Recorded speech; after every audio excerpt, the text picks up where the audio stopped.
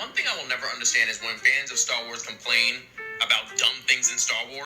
Ooh, this opens up a conversation that I've been wanting to have with the anime community for a long time. Suspension of disbelief is something that is drastically lacking in virtually every fandom these days. But what do I mean by that? Well, basically, when we're dealing with a show about ninjas that have the ability to focus their chakra to create lightning balls and other elements, we don't sit there and say, oh, that's unrealistic. We suspend our disbelief because we know that we're in a fantastical world. So obviously we're gonna let certain things slide that might not make a lot of sense because it's just part of the story. In a world with content creators like myself and massive online communities where we're all being hypercritical on all these IPs, the suspension of disbelief can really get lost on all of us. Of course, Naruto being able to just talk this guy out of a lifelong mission of making the entire world feel pain is a bit unrealistic. But the story of Naruto is about bridging connections and forming bonds. It's not about ninjas fighting. That's not the story they're trying to tell. That's just the means to tell the story of how to grow bonds and connect with people.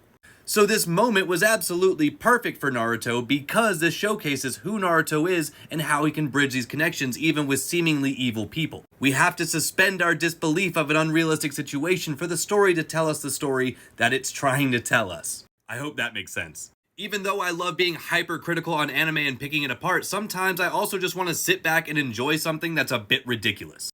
Like Togenanki, arguably one of the most generic animes I have watched in years. It takes basically every battle shonen trope and smashes it into one anime.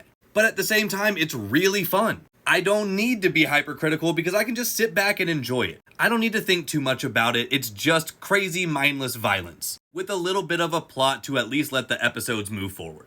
But at the same time, I have this ridiculous anime and manga that's making me dive into legitimate real-world ancient history and culture so I can try to theory craft on what's about to happen next. But this is a story about a rubber pirate boy who can't swim. So even still, we have to live within a world of suspension of disbelief. So just like Denzel said with Star Wars fans being mad that something unrealistic happened in Star Wars, the same thing is true with our anime and our manga. Sometimes you just gotta let it be so the author can tell you the story they're trying to tell you. Everything doesn't have to perfectly tie into everything else. This doesn't mean that we don't deserve to be critical on the media that we're consuming. I still think that we should. But just make sure you're doing it from a point of education instead of trying to put down somebody else for enjoying an IP.